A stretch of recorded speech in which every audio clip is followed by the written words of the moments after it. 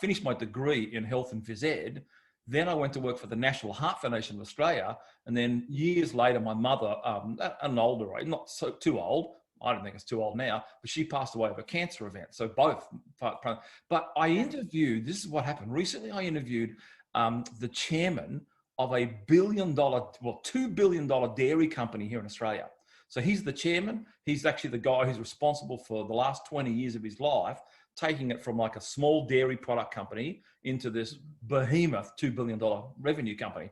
And he got, in 2019, public knowledge, he was diagnosed with aggressive bowel cancer at 58 years old, I think it was. So young, because I'm 55.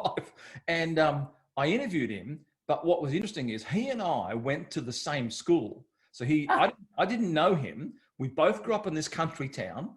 He left, got his banking degree and finance degree, and then came back and was appointed chairman of this company, and then grew it to like, $2 billion revenue right now.